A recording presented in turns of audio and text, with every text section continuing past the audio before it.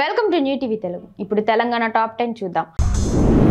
నాగార్జున సాగర్ ప్రాజెక్టుకు భారీగా వరద ప్రవాహం కొనసాగుతుంది. ఎగువ నుంచి 2 లక్షల క్యూసెక్కులకు పైగా ప్రవాహం వస్తూ ఉండటంతో ప్రాజెక్ట్ 24 గేట్ల ద్వారా 2.71 లక్షల క్యూసెక్కుల నీటిని దిగువకు విడుదల చేస్తున్నారు. ప్రాజెక్టు పూర్తి నీటి మట్టం 590 అడుగులు కాగా ప్రస్తుత నీటి మట్టం 588.40 అడుగులకు చేరింది.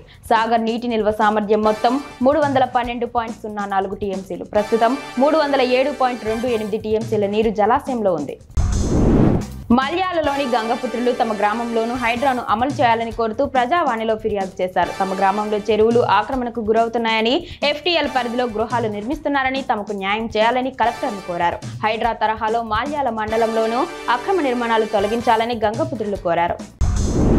పేదింటి ప్రజలకు కళ్యాణ లక్ష్మి పథకం వరమని బెల్లంపల్లి ఎమ్మెల్యే గడ్డం వినోద్ తెలిపారు. కన్నేపల్లి మండల కేంద్రంలోని రైతు వేదికలో 11,72,000 రూపాయల విలువైన కళ్యాణ లక్ష్మి, షాదీ ముబారక్ చెక్కులు, సీఎంఆర్ఎఫ్ చెక్కులను ఆయన లబ్ధిదారులకు పంపిణీ చేశారు. ఈ కార్యక్రమంలో ఆర్డీఓ హరికృష్ణ, కన్నేపల్లి మండల కాంగ్రెస్ పార్టీ నాయకులు పాల్గొన్నారు.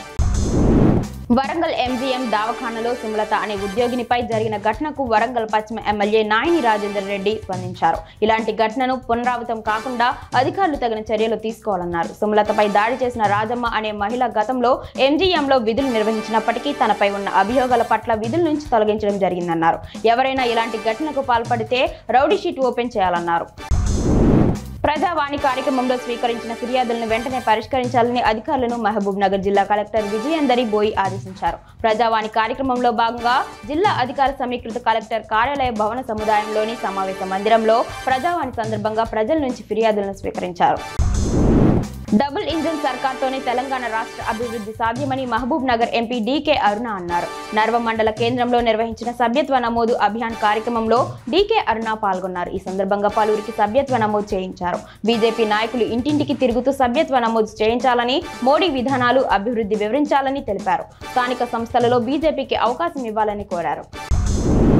ఎగువన కురుస్తున్న వర్షాల కారణంగా భద్రాచలం వద్ద గోదావరిలో వరద ఉధృతి పెరుగుతుంది. 43 అడుగుల నీటి మట్టం నమోదు కావడంతో అధికారులు మొదటి ప్రమాద హెచ్చరికను జిల్లా కలెక్టర్ జితేష్ బి పాటిల్ జారీ చేశారు. ఈ నేపథ్యంలో భద్రాచలంలో గోదావరి కరకట్టపైకి యాత్రికుల రాకపోకలను పోలీసులు నిలిపివేశారు. హత్నూర మండలం బోర్పట్ల గ్రామంలోని ఏపీటోరియా ఫార్మా కంపెనీ పరిశ్రమ ఎదుట గ్రామ యువకులు నిరసన దీక్ష. గ్రామానికి చెందిన యువకులకు ఉద్యోగాలు ప్రాధాన్యత కల్పించాలని డిమాండ్ చేశారు. పరిశ్రమలో పనిచేస్తున్న కార్మికులకు కూడా ఉద్యోగ భద్రత కల్పించాలని కోరారు. సమస్యలు పరిష్కరించే వరకు తమ దీక్ష కొనసాగుతుందని చెప్పారు.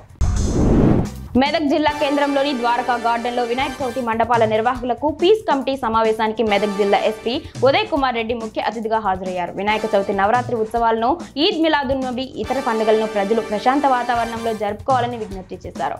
ఒక మతాన్ని ఇంకో మతం వారు ఆదరించుకుంటూ పండుగలు జరుపుకోవాలని కోరారు. అర్హులైన జర్నలిస్టులకు ఇంటి స్థలాలు వస్తాయని Telangana media academy chairman Srinivas Reddy అన్నారు. టీయూడబ్ల్యూజే రాష్ట్ర డిప్యూటీ జనరల్ సెక్రటరీగా సీనియర్ జర్నలిస్ట్ కలుకురి రాములు ఎన్నికైన సందర్భంగా హైదరాబాద్ బషీర్బాగ్ ప్రెస్ క్లబ్ లో ఆయనను సన్మానించారు. శ్రీనివాస్ రెడ్డి మాట్లాడుతూ టీయూడబ్ల్యూజే యూనియన్ పోరాటాల ఫలితంగానే అక్రిడేషన్లు, హెల్త్ కార్డులు, బస్ పాసులు వచ్చాయని గుర్తు చేశారు.